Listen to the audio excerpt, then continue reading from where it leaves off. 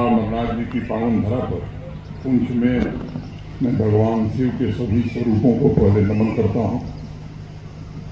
21 मई को मैं और मुख्य सचिव श्री अटल बिल्लू जब पाकिस्तान द्वारा जानबूझकर हमारे नागरिकों को निशाना बनाया गया तो विक्टिम परिवारों से मिलने हम लोग आए थे। ऑपरेशन सिंदूर के दौरान सिविलियन इलाके में पाकिस्तानी गोलीबारी के शिकार सभी 14 नागरिकों को श्रद्धांजलि उस समय भी दी थी। आज अपनी बात शुरू करने के पहले फिर से उन्हें अपनी ओर से जम्मू कश्मीर प्रशासन की ओर से हार्दिक श्रद्धांजलि अर्पित करता हूँ। ये सच है कि कोई भी मुआवजा जीवन के नुकसान की भरपाई नहीं कर सकता। फिर भी माननीय प्रधानमंत्री जी के नेतृत्व में जम्मू कश्मीर प्रशासन के सहयोग से सभी विक्टिम फैमिलीज को अधिकतम आर्थिक सहायता मिले, इसकी कोशिश की गई ताकि वो सम्मान और गरिमापूर्ण जीवन व्यतीत कर सकें। पुंछ में जब हम लोग आए थे तो उस समय भी हमने कहा था कि आपके पुनर्वास की एक व्यापक कार्य योजना जम्मू कश्मीर प्रशासन भारत सरकार के सहयोग से और कुछ स्वयंसेवी संस्थाओं के सहयोग से बना रही है। मैं इसे ईश्वर की कृपा ही मानता हूँ कि जो हम लोगों ने सोचा था उसे पूरा करने का अवसर हमें प्राप्त हुआ। पहले चरण में भारत के आदरणीय गृह मंत्री श्री अमित शाह जी के द्वारा 14 में से 13 विक्टिम फैमिली के निकट संबंधियों को सरकारी नौकरी दी गई। जैसा भी टुल्लू साहब ने बताया कि एक बच्चा कम उम्र का था तो उसे प्रशासन की ओर से आश्वासन पत्र दिया गया कि जब उसकी उम्र सरकारी नौकरी लायक हो जाएगी तो उसे भी सरकारी नौकरी दे दी जाएगी। प्रत्येक परिवार को एक्स ग्रेशिया रिलीफ भी दिया गया। गंभीर रूप से घायल लोगों को 1-1 लाख रुपया मुआवजा दिया गया। 60 लोगों को मामूली चोटें आई थी, उन्हें भी 50-50 हज़ार रुपये प्रशासन ने दिए। रेड क्रॉस के द्वारा सभी प्रभावित परिवारों को आवश्यक सामग्री ताकि वो सम्मान से रह सकें और आर्थिक मदद भी पहुंचाई गई।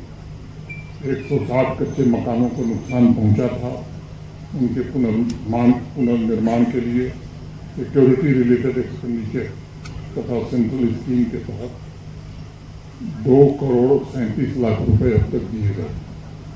425 पक्के घरों को भी नुकसान हुआ था, उन्हें भी SRE और सेंट्रल स्कीम के तहत माननीय प्रधानमंत्री जी के कारण 7.28 करोड़ 7,28 लाख रुपये की राशि पुनर्निर्माण के लिए वितरित की गई। जो माल मवेशियों का नुकसान हुआ था उसके लिए भी 18,22,000 रुपये की राहत प्रशासन ने पहुंचाई। कुल मिलाकर ऑपरेशन सिंदूर में हुए नुकसान की भरपाई के लिए माननीय प्रधानमंत्री जी के कारण 12 करोड़ 84 लाख रुपए जम्मू जनपद के प्रभावित परिवारों तक जम्मू कश्मीर प्रशासन पहुंचा सका। बार बार प्रधानमंत्री जी स्वयं इस बात को कहते हैं कि पुंछ का हर एक परिवार पूरे सम्मान और गरिमा से अपना जीवन यापन करे और यह जिला फिर से अपने गौरव को प्राप्त करे।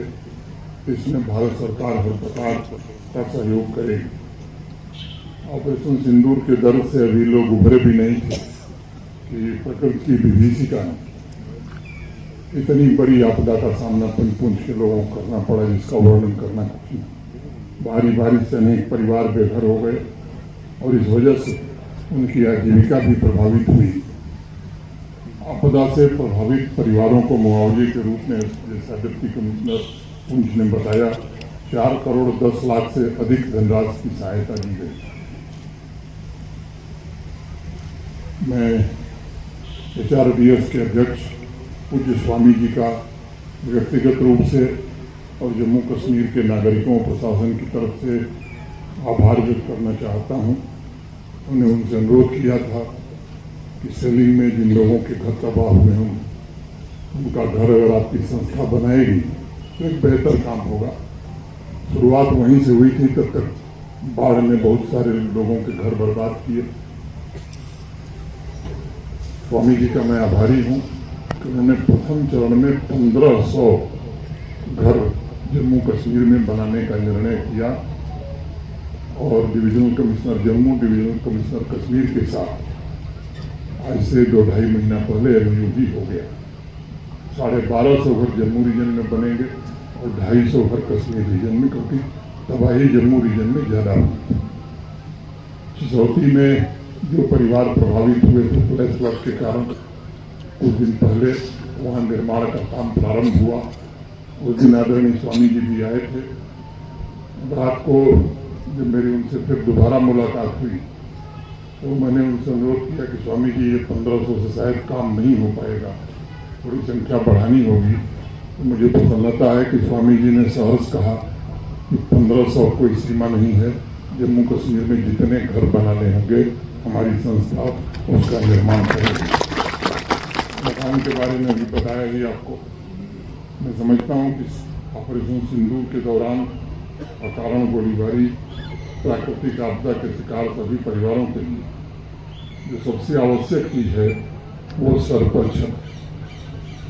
और आज इस दिशा में यहाँ के पुंछ के 130 घरों के निर्माण का कार्य प्रारंभ हो रहा है।